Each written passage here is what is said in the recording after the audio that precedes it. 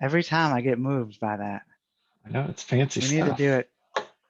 It is. It is. We need to do it every time. Well, good afternoon, everyone. I would like to thank you all for joining us on this episode of Chill with Jim, where it is always business up top and we still got those pajamas on the bottom until It, Strix this holiday is season comes in with the Strix pajamas. it's going to be. I feel like people are going to go from slacks to pajama bottoms. That's just going to be normal business attire. And to think you started it, like you got that started. I, who would have thought, just a guy in his suit coat and some pajama bottoms. So I am your host, Jim McCarthy, and I am the client advocate for Strix, Louisiana. So my job is to make sure that our clients are set up with the best equipment, the best software, and the best IT solutions to help make sure that their businesses are running at optimal efficiency. We also have David with us, David DeArmond. Hey, everybody. I am David DeArmond. I am the owner of Strix, Louisiana, and I appreciate you all being out here and look forward to this Chill with Jim episode. All right, so just a little bit about Strix.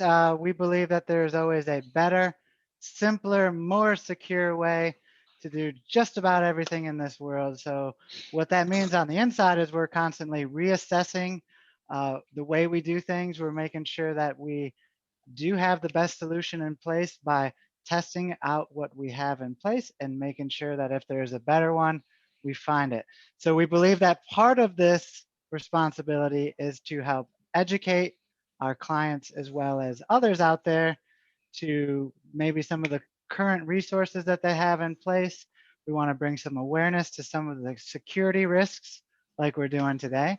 And then just kind of talk about the IT world in general and see what's going on in the IT world today. So that's why we're here today. I would like to thank all of those joining us out there. So today we're actually going to be talking about just sorry one second. I gotta grab this. Yeah, this is Jim. Oh my gosh, it is. Okay, I'll get on that. You guys, my car warranty is up. They just called me and my car warranty is up. So Tracy, just take the episode. I'm gonna go get on the phone with these guys and get this straightened out. I think all I have to do is send them some money, and my car warranty will be reinstated. So that's an example of what we'll be talking about today. We are talking about the spam calls that we all get, the scammers calling your cell phone every way too often.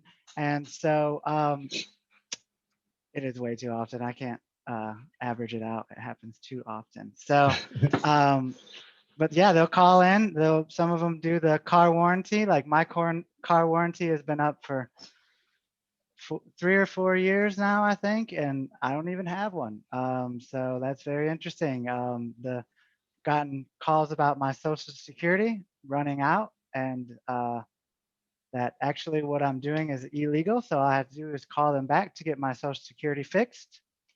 And then a lot of people want to buy this house that I have. It's so amazing because I don't even own a house and people want to buy it. They're going to pay So those cash, are right? they're going to pay cash. Yeah. So, those are some of the most common calls that I've noticed coming in on my cell phone every day. And some of them are funny, some of them are good to laugh at.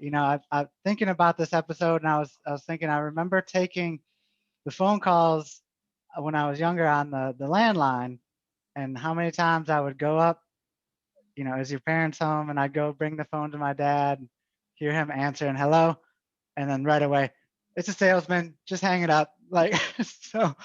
Uh, and in our household, my dad has the same name as me, so Jim.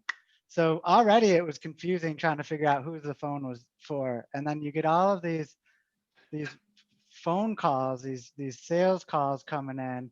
But later on, it's transferred over into our cell phones. So it's not just getting calls at your house. It's all of a sudden they're calling your cell phones all the time. So I do remember this one time in high school, I was just really sick and tired of these calls coming in right after I got home from school, asking for my parents. So one of the guys said, "Are your parents home?" And I said, "No, they died in a car accident last week." And the guy said, "Oh my gosh, I'm so sorry," and he hung up the phone. Uh, So that's one way to handle it, but it takes a he, lot of so acting and he didn't emotion. continue to try to sell to you.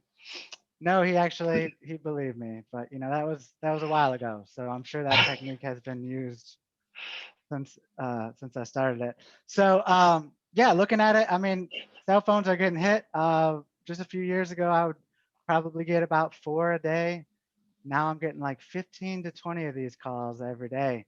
And what's happened is that robocallers, they call them, they've been able to really up their game by using some ways of hiding their phone numbers, so they can mask their phone number to make it look like it's a local phone number. Makes it a little more trusting. And sometimes we think the calls are kind of funny, but really overall, I know we're all super annoyed by them. And right now, all the scammer really has to do is, with the power of the internet, they can fire off 1,000 calls with very, very easily, with little to no like upfront costs or anything. So what the bad guy's trying to do is he's just trying to hook just a couple people. And if he hooks a couple of people, then he can usually,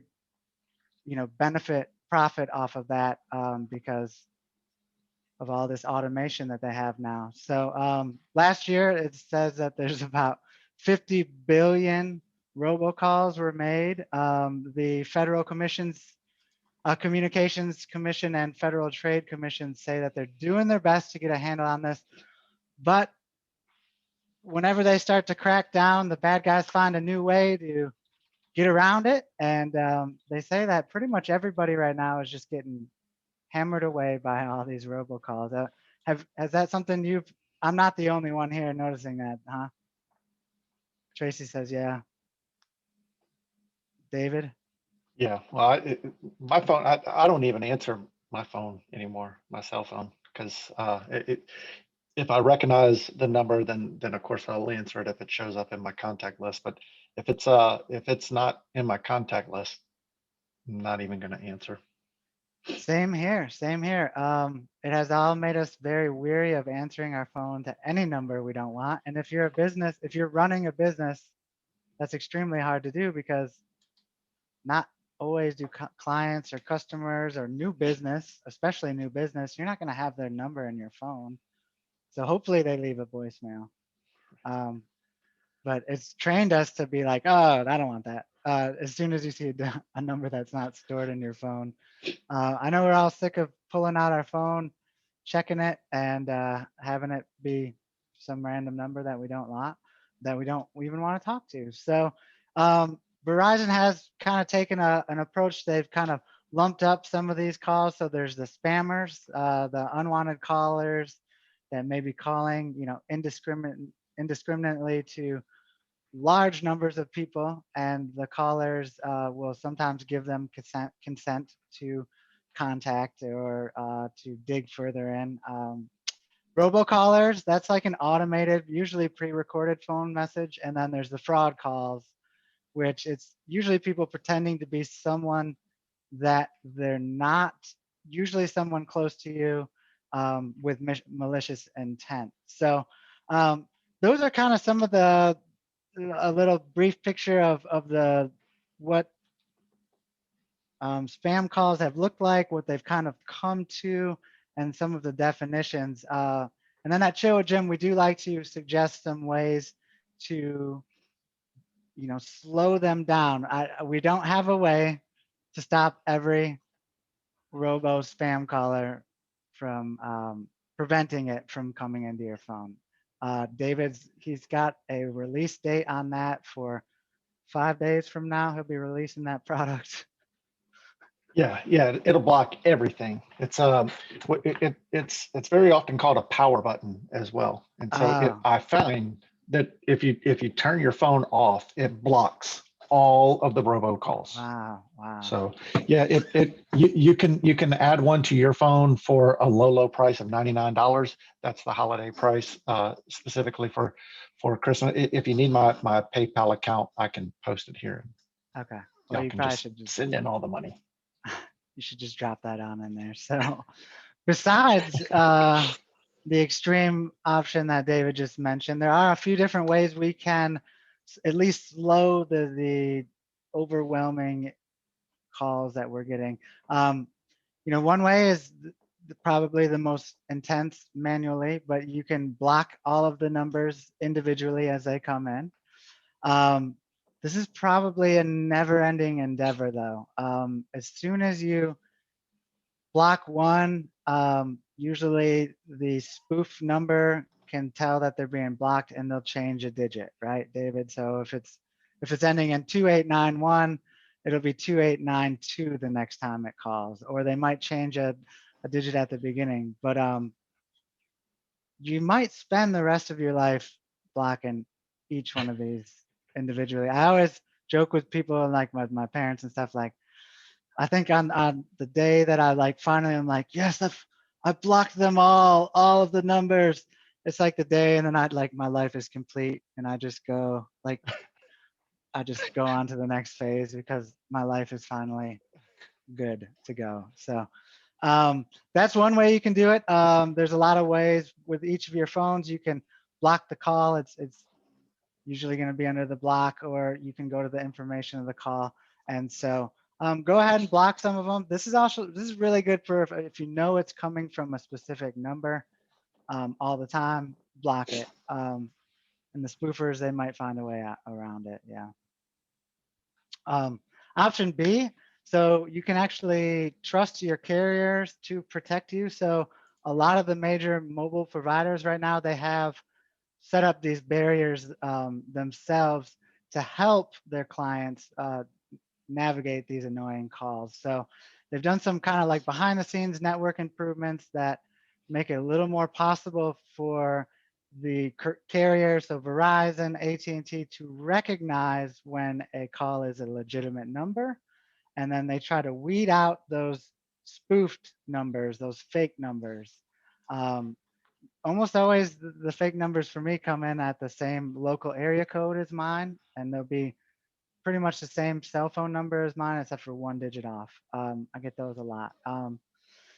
And so AT&T has a free service called Call Protect. T-Mobile has one. Verizon's filtering service, I've actually thought that's worked out pretty good since they've put that into place for, I use Verizon.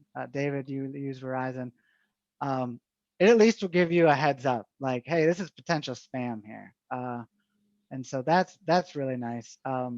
So you can, that's one of your options. A lot of the companies have that, or you can also do you can use a third-party app. So there's a number of third-party apps out there. Now, with Strix with Jim, because we have talked about third-party apps before, you always want to do your research on these. You don't want to just click and add any kind of app you can to your phone or to your computer. You really want to do some research on this. You can look at the reviews, but also just look at the manufacturer and see what kind of reputation they have before you just go installing these things on your phone. Yeah, a lot of those it's crazy how deep the scams will go, but a lot of those apps, they will block certain calls, but they get your phone number and they sell it. So they they are actually pushing your number back out there. The buyers of that number know that it's a valid phone number now, and yeah, the number of scams, people will use a scam to sell a scam. It's crazy. Yeah, definitely, definitely. Tracy did have a good question, and we like to just kind of keep this free flowing here. So she's just wondering about what if she blocks a fake, I'm guessing you're talking about like a spoofed number, and it turns out that it's a legitimate someone else's number that you want to talk to.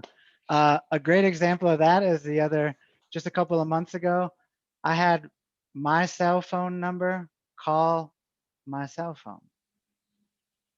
Very interesting that I was calling myself. So they can do this. So if I have David's phone number, or I don't have David's phone number, and a spoofer calls from David to me, and I block that call, David's phone number is now blocked.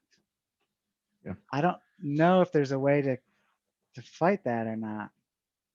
David? Yeah, I mean that's pretty hard to fight, and that's why they do it. And Tracy, for somebody like you count on those phone calls coming in for new business, and so how do you know if the call that's coming in is fake or not fake? And really the only way that I know to combat it is to take the call. And Yeah. you know, if it's a scammer, you can then block the number. But like Jim said, they may be spoofing the number. David Brenn's posting over here on Facebook and really talking about the same thing. And they'll spoof real people's number. He said he will text them back sometimes, and the people get aggravated because it's like, you're texting me and I don't even know who you are. Well, you Right. called me. Well, no, I didn't call you. And he said that there's this one guy that he was talking to. He texted the guy, and the guy said, well, yeah, you've been calling me too. So and just the back and forth. And Tracy posted here, I have a CRM that has a designated number, and I give that to existing clients and colleagues. Seems to have helped a bit. Yeah, it's Can you mind sharing about that just a little bit, Tracy? How it works? I'm just a little more curious about what you mean. The CRM. Well, just like how you're using it in the CRM like that. Well, I get an assigned number with this CRM that I'm using, and I give that to clients, and they can text me. And I'm one of those one finger text person. I'm not a thumb, So I would rather type it in on my keyboard. So with my CRM, I can text them back and forth on that, on my computer. It's much faster. Plus all of my emails, files, notes, everything's housed together. So if they call me, it pops up as that CRM, and it tells me who's calling. And after the call's completed, I have a little thing that pops up that I can just voice in what we talked about on the phone. And it keeps all of my notes together. And it's been something that I started at the beginning of last year, and I've been extremely pleased with it. And I didn't want a very complicated CRM because I knew I probably wouldn't use all the features. But now that I've really gotten a handle on it, I'm probably going to go up to the next level. But that phone number has really helped because I know who's calling, and but I'm still dealing because my personal phone is my business phone. I don't even use my office number anymore, except it'll catch some voicemails that people call the office directly. But that number, that CRM number, rings straight to my cell phone, but it tells me who it is. My issue, what I was talking about earlier, is I keep getting a local number 262 prefix, and it just constantly changes. Mm-hmm. And I'm afraid to block that because of a legitimate person, maybe having that. The other issue I've had is that there is a landline for a lady in Zachary that the landline doesn't exist anymore. But when somebody calls that landline, it rings to my cell phone. So I have no idea how to fix that. And I've had doctors' offices call me, and I'm like, before you violate any HIPAA regulations, I am not her. Please take this number off of your system. And, eventually, I think she's elderly, so I think it's going to go away, sooner or later when they start updating their records. But, it's been kind of scary that, that your number is abused like this. And, it's very frustrating. Yeah. So, Tracy, I'm curious how you handle getting that CRM number to your clients, because I'm assuming that they'll call you first on your cell phone because that's the published number. How do you get them to stop using the cell phone number and go to that CRM number? Yes, You know, please. I don't tell them they can't use my personal number because obviously they have that in there as a primary, but I'll, as soon as I get a client in, I will put their information in so that I know that it's them that's calling. And I'll send them a text message. Hey, this is the number that that we can use to communicate. It allows us to keep all of our notes together if I need to reference it when we're on the phone. You know, use that as the primary, but if you can't, for some reason, you can't get me, then use the personal number. So I kind of drive them to start using that. And once they do, they use it all the time. Okay. Yeah. So for those that might be interested, what CRM system is that? It's called Keep, Keap. Mhm. And they have a Keep Grow, which is you get X number of contacts and certain features. And then they have a Keep Grow, Keep Pro, that, is the next level. And then there's a third, much larger, Infusionsoft. So it's something that my social media coach, Ella McDowell, Social Butterfly, introduced to me, and it's really helped me automate. I'm really pleased with it. So if anybody's interested, I can direct you to her, or I can show you guys a little bit about it too. It's very, very user friendly. Nice. Yeah, very good. Yeah, I like that. That's awesome. You can record your notes. Now that I'm liking that. Does it transcribe them as well? Or No, is it it just a doesn't. recording? I mean, I use Google Docs for that, or, Siri, she, for some reason, doesn't like the way that I, dictate things. So Google Docs is much more friendly for me. And, like I Okay. said, I've been very, very, very pleased with it. Awesome. Awesome. Thanks for sharing. Welcome all those who came on. Todd, good to see you. Good, sir. We were on the subject of third-party apps, and like we said, we do want to be very careful when we sign up for these to make sure that we are doing our research. But there are some pretty popular ones out there. RoboKiller, Haya is another one that do have some pretty good reviews, and they're really designed to prevent these calls from coming in.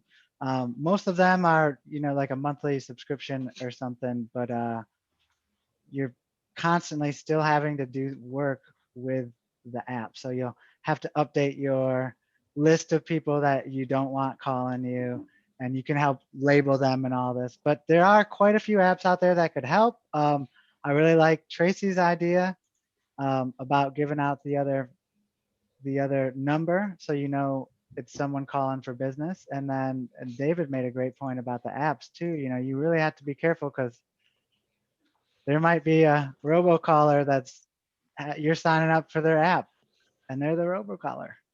Mhm. Jim, how does RoboKiller work? Can you have any insight on that in layman's terms? Oh boy, that's a great question. I don't know exactly how it works. No, David, do you have any No, idea? I think it might be like do you think it would be like our Sentinel-1, where maybe there's a community, and if people report it as a robocall, it goes into their system? yeah, I mean, there are some telltale signs of robocalls, and when they start seeing numbers just calling a whole bunch of other numbers, then it will get labeled as a spammer. Um, but I think a lot of it is reporting. You've got to report. Okay, well, this is a spam call, and enough people mark it as spam, and all of a sudden, okay, well, RoboKiller now knows this is bad. So it's kind of like Waze, when you're driving and you use Waze and you set the car on the side of the road and you mark it, and then the Yes. next person comes and they verify it. It sounds similar to that. Correct. Yeah, I think that's how a lot of this is community based. So we have another phishing service that we help our clients with, that we put into place. So, and that's a global service. So if someone in a different country gets a email they think is phishing, that person flags it as a phishing email, and then it goes out into this community, looks for other people who've done the same thing. If they get a, they have a tolerance, they get enough of them, they'll just prevent it from coming in at all. So Yeah, I'm looking quickly here at the RoboKiller website, and one thing that they say they do, this is pretty interesting. They will record a spam call, and then they take the recording, the voice, and they create basically a fingerprint for that voice, and then they'll start listening for any other phone numbers that have that same voice fingerprint or voice print, whoa. and they'll block any new number that comes along. They say they're the only ones that do that. That's pretty impressive, but I guess that means you have to give them permission to record your phone calls. Yeah, well, and that's, I think, another thing that we talked about with making sure you look at really what you're signing up for. Because it's probably in there. It's probably in paragraph 753, subject 5-AC. If you guys go there, it probably says it in your contract. So, but yeah, that's one thing that you want to be aware of. And so the other thing is that actually nowadays, even the operating systems that come on your phones, they are doing some form of helping you label and flag these suspected calls. So Samsung has a good product that they put out. A lot of the Androids do, and then Google just put out a new one into place. And then what you can do with an iPhone is you can also I know with what Tracy was worried about. So if I block a call, I actually still will get a message from a blocked caller. So that's my little bit of a fail safe there. So, and I just It say it on basically my, it forwards it directly to voicemail. So instead of sitting there and ringing and bugging you, it'll just forward it directly to voicemail. Yep. And then my voicemail specifically says, if this is a number I do not recognize and you do not leave a message, I am not calling you back. So I tell them they better leave a message. I think like the nuclear option would be to just do not disturb. Don't allow any calls unless they're on your contacts list. You can do this through a lot of the phones. If it's not in your address book, it will not get through. It'll do typically the same thing that we just talked about. It'll patch them through to your voicemail, so you're not, 100% missing it. But who really wants to do that? Because we still get phone calls we need to answer. So that's a little extreme. And then I think a few more tips we can talk about is you can add, and it is supposed to help when you add your number to the do not call registry. I am such a skeptic of this, but they have to be doing something, right? So My number's been on there a long time. I've added it several times, and I still get so many calls every day. I don't think it works. Really, I mean, it's even against the law for someone to call if you're on the do not call list to call unsolicited or an unsolicited call. But most of these robocallers are coming from overseas, and they really don't care about our laws. yeah. Doesn't matter. So Yep. Well, they say it can help. So I did put the link in there for the do not call list, do not call.gov. It's a government run agency. It must be very efficient. it must run well. It must run Yes. well. So, but they do say, yeah, they will keep your name and your number on that list, never expires. And so that is supposed to help protect. Here's another one that I thought was a great tip, because I've actually kind of thought this in the back of my head and just started doing it. But don't, when they're a robot, never let them know that you're a human. You know, what we all want to do is you hear that robot come in and it's just swear up a storm at them and just or say some really stupid, funny things to the robot. Don't do it. So Don't do it. you're saying we should mimic the old fax connection or the AOL connection, right?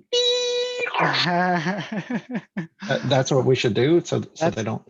That's a good technique. Yeah, like it's a fax number. Make that noise if you're really good at it. Or I'll just answer it and not say anything. And typically I just get a hang up. It's so weird. But I think, you know, if they, I just envision them like getting my voice. Hello, this is Jim.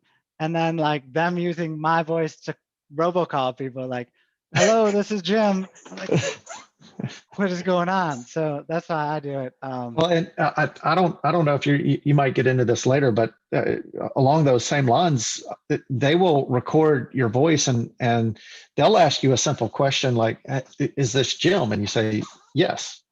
Well, they will record you saying yes, and then they will create a call recording where they say, do you approve of charging your card $100 for this service? And then they copy your yes in there. It's your voice.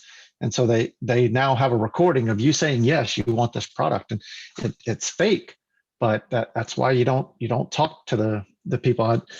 I know I'm always tempted to answer the calls and you just give them a hard time and waste their time. And I have done that before, but it's probably not the smartest thing, because they can record your voice and then, you know, make you say whatever they want you to say. Yeah, I mean, that's a great, along the same lines I was going to talk about later on, but perfect example. Yeah, they can get your name, you know, they can get you a yes or a no, and they can use that recording to doctor or do whatever they'd like. They do say with the FTC, you can actually start reporting these to the FTC as well. And what they say is they say like, we actually do take down some of these scammers, but it's so huge of a network, you know, that it doesn't feel like they're doing anything. They probably are like discouraged so bad every day, like, we got 10 million, but 10 trillion came in today. Like, I mean, like I can't imagine that. So, so there's another way you can go to the FTC. And actually they have some really good information in general, just about ways to avoid. They can kind of talk about like popular scams that are going on right now. I know I did mention a few of the ones with the auto insurance warranty, auto warranty, and the IRS, which I have fallen for. So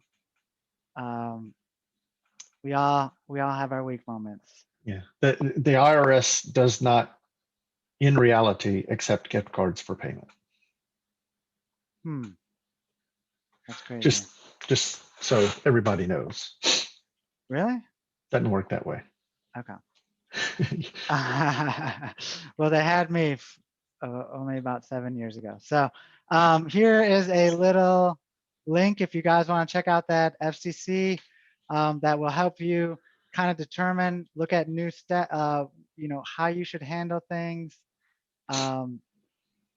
It talks about a lot of the stuff that we've done, but it can also, it gets into more, if you do answer the call, how to approach it. And things like that. So does anyone out there have any good examples or funny stories about the callers that they've dealt with in the past? Maybe pretending like your parents died, something along those lines. I see David Brin's mentioning healthcare scams, donation, the sheriff's office scam. That's one. The donations. I've gotten it a couple of times about firefighters, and I remember I pushed one of them to to guarantee to me that it was going to my local fire department, and she would not say yes. And then when I asked to speak to somebody, they ended up just hanging up on me. But yeah, so the sheriff's office, fire department scams, government donations. Thought that was taxes, but yeah. So those are some, and then with the COVID, he mentioned healthcare scams here, things about COVID, and um, just a lot of scams out there, um, focusing on COVID-19 right now. Yeah. Yep. I think, yeah, I've gotten the phone call about my PPP loan, and I don't remember talking to Lori about opening one of those for myself, but so there's the PPP loan. I think, yeah, with the health insurance, the door on open enrollment shut yesterday. So maybe that means that I won't get so many phone calls about open enrollment right now from people all over the country. Um, but yeah, we just wanted to kind of just bring up some of the ways we can help fight this. David, did you have any other advice, or you've had to have? I know you've messed with some phone callers before. Yeah, well, I've had family members that have been trapped by scams, and so I'd like to relay those stories just so everyone can relay them to others, and there can be more awareness about it. One of my uncles, he's a great uncle, so he's a little bit older, got a call, and they say they're Microsoft, and there's it's been reported that there's a virus on their computer or something like that, and they send you to a website, and the website's fake, and it makes it look like your computer is just filled with viruses, and they only want $500, and they will block all viruses forever. And in that case, the scammer, my uncle doesn't have a credit card. They wanted his credit card. So they say, well, can we have your credit card number? He says, well, I don't have a credit card. He said, well, surely your wife has a card. No, we don't have credit cards at all. And they said, well, go speak with one of your neighbors. They should have a credit card. And just when you're talking to someone on the phone and they're pushing you to go talk to your neighbors about using their credit card, that's a sign. That's a pretty good sign. But yeah, Microsoft is not going to call you. Apple is not going to call you. They're not going to call and say, hey, there's something wrong with your computer. They're not monitoring your computer in that way. So those are always important to ignore. The other one that you hear a lot, and it happened to one of my family members, is someone called saying that their daughter was in jail and they needed to wire $2,500. And in this particular case, it wasn't out of the realm of possibility that the daughter would be in jail. And so she fell for the scam, and she paid the people $2,500. They pull information off of the internet to get very, very detailed information, and so they'll call, and they'll use your family member's name. They'll use addresses. They'll use events in their life so that you think it's legitimate. So those are definitely a couple of things to look out for. Yep. Yeah. Along the same lines, my grandma was almost taken by it, but she got a call from my little brother, who wasn't my little brother, but saying that he had just been in a terrible car accident, and that the only thing that they could do to fix the car and get them back home or something was to transfer over $3,000. And my grandma she told us a story, and she's like, it didn't sound like Ben. It just didn't sound like him, but it kind of did. And he knew, my brother's wife's name, their kids' names. And as soon as she said, well, if your wife is in the car with you, let me talk to her and see what's going on, they freaked out and hung up. But she she was about to pay them. I mean, she was really close to getting it. So some of the ways they're doing it, in, in our BNI group, Lori, she works for Hancock Whitney, just talks about right now it's their busy season. The scammers, the holiday hackers. Ooh, that's a good one. Holiday hackers. Just came up with that. The next Chill with Jim episode. This is their busy season, so they're coming at you from all angles. They know we're all getting overwhelmed with things, and so just be careful. Always help spread the word. Check on your friends who are a little bit older, your family who's a little bit older, and make sure that they know. Like no one's gonna call them for this stuff. If you ever have someone demanding they give you money, call us and get us involved. Yeah. Yeah, that's a good practice, and in business, Todd could definitely tell you this. There are controls that you should put in place for a business on how you can spend money, and it takes verification from multiple people to spend money with a new vendor or something like that. You need to have that conversation, especially like you said with your elderly family members. They need that second person that they call and just have an agreement before you spend money. Call and let's talk about it. Yeah. Yes, I see David Brin mentioned here on Facebook as well. They'll get you to go buy gift cards and send them the codes. And he's got a great story about the depth of effort and information that the scammers will get. And he talks about in the restaurant industry and the scammers making multiple phone calls to find out who's kind of in charge. And they scammed a business or a restaurant out of a whole lot of cash directly from the safe. They were able to convince the employee to take money out of the safe and keep it all hush hush because it was part of a bigger scam. And so keep it hush. We're trying to catch the people. Yeah. So, and then he's also talking about the FBI. They're not going to ask you to pay back taxes and iTunes cards. So David has confirmed that. We've confirmed now. They no back taxes and iTunes cards. That's so funny. Well, I definitely hope we've brought some light to the situation. I hope that some of these suggestions that will help you out. I don't know. While we were here, I had 2 phone calls come in. So this one from Caledonia, Michigan. I keep blocking it. It keeps changing by 1 digit. Yeah, we should have had everybody grab the numbers that they've gotten today, and like we could just post them on Facebook or something. Yeah, I mean I've already had over 5 for sure. Yeah, that's what I'm looking through my list and the number of calls here. I think it's crazy. Me too. It's crazy. Yeah. Yeah. Well, so some ways to slow it down. It's going to be always evolving. I'm ready for it to stop, but it feels a little bit better than it did when actually those calls were for a reason.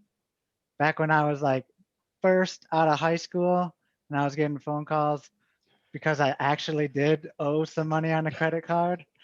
I like this feeling way better. Like I know like, oh, there's nothing that I have out there that they're calling about, so I don't even care. But when I was actually avoiding them because I did owe them money, that's a way worse feeling, way worse. It's funny. Yeah.